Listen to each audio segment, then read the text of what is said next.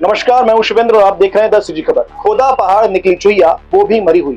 ये कहावत तो आपने जरूर सुनी होगी। ऐसा ही कुछ हुआ भिलाई में, जहां पर एक खबर से केवल भिलाई में नहीं पूरे प्रदेश भर में सनसनी फैल गई। लोग सत्ते में आ गए। खबर ये थी कि भिलाई के कोहका में इंदू आईटी स्कूल के पास में एक कार में किसी व्यक्ति ने टाइम बम लगाकर किया है ब्लास्ट। ब्लास्ट इतना भयंकर था कि लगभग 1 फीट कार नीचे उछली और कार के चारों शीशे टूट गए। अगर कोई अंदर होता तो बहुत बुरी तरह घायल हो जाता, शायद उसकी जान भी चली जाती। इस गंभीर घटना को सुनकर पुलिस भी सत्ते में आ गई और पुलिस ने अपनी तहकीकात शुरू कर दी।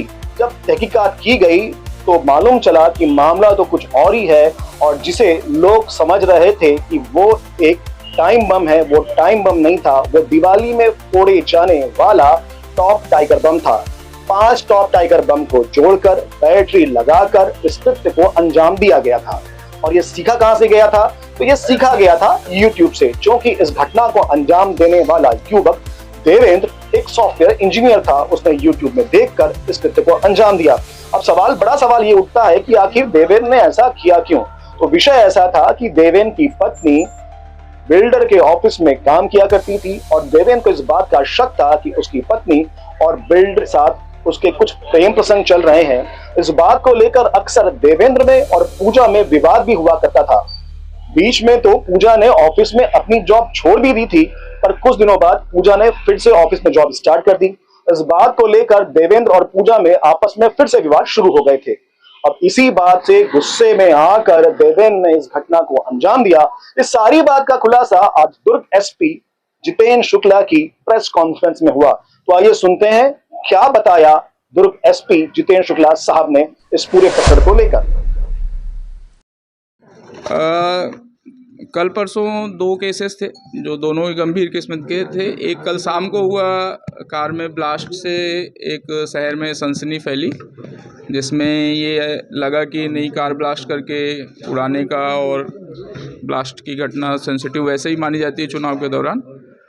पुलिस ने तत्काल सूचना पे उस पर अपनी कार्रवाई स्टार्ट की और एफएसएल की टीम के साथ घटनास्थल और कार का जो ब्लास्टिंग का कारण और क्या चीज़ें हो सकती हैं उस पर हमने तत्काल एफएसएल से जांच करके रिपोर्ट ली।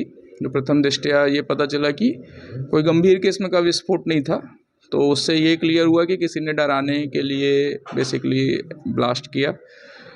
जैसे ये क्लियर हुआ, हमने फिर से जो जिनकी गाड़ी पे प्रयास हुआ था उनको बैठाया, उनसे बहुत डिटेल में पूछताछ, उनके यहाँ काम करने वालों की लिस्ट और सब लिया। और जो प्रथम दृष्टया लग रहा था कि किसी ने डराने के लिए किया, और बाद में वो सही साबित हुआ। और पूरी डिटेल पूछताछ करते करते करते हम उनके यहाँ काम करने वाली एक लेडी पूजा सिंह को आइडेंटिफाई किए, जिनके पति के साथ इनकी थोड़ी सी अनबन थी। और वो विवाद के चक्कर में एक बार पूजा सिंह की जॉब भी गई थी। फिर उसको उठा के ले आए, तो थोड़ी देर में उसने जब पूछताछ में उसने स्वीकार कर लिया और पूरी घटना कैसे किया, कैसे उसने ब्लास्ट के लिए तैयारी की और कैसे उसको परफॉर्म किया, वो बताया। पूरी घटना के पश्चात उसको अरेस्ट किया गया है और अभी उसको बीएनएस की धारा 324(5) और विस्फोटक अधिनियम के तहत अभी अपराध दर्ज करके जेल भेज रहे हैं। सर, पूरे मामले में विस्फोट होना बड़ी बात है। किस तरह का विस्फोट है और किस तरह का टाइमर सेट इसमें किया? विस्फोट होना बड़ी बात है, बट अगर घटना की पूरा छानबीन करके देखें तो इतना जिस लेवल पे कल शोर हुआ या जिस लेवल पे इसकी सेंसिटिविटी थी, विस्फोट नॉर्मल था। जो नॉर्मल पटाखे टाइगर बम जैसे किए जाते हैं, वो भी बंद गाड़ी में अगर आप पटाखे छुड़ाए तो वैसे ही टाइप का इम्पैक्ट आएगा, सेम उतना ही था। और हाँ, ये ज़रूर है कि जो टॉयज में आजकल रिमोट यूज होते हैं, तो जो आरोपी है वो कंप्यूटर साइंस से इंजीनियरिंग किया हुआ है, तो उसने उन टॉयज से बैटरी ऑपरेटेड टाइमर लगाकर रिमोट से उसको ब्लास्ट किया। ये एक उसमें सेंसिटिविटी दिखी है और उस पे उसके अगेंस्ट कार्रवाई कर रहे हैं। सर, किस तरह की प्लानिंग की है इसने कि पहले वो आया फिर लगाया? प्लानिंग जैसा कुछ नहीं था, उसको सिर्फ चूँकि उस जो हमने पूछताछ किया उसको उसका घर खराब होने का मतलब उसको दुख हो रहा था। उसके बार बार समझाने के बावजूद उसको वो लग रहा था कि नहीं, कोई नहीं मान रहा है, सिर्फ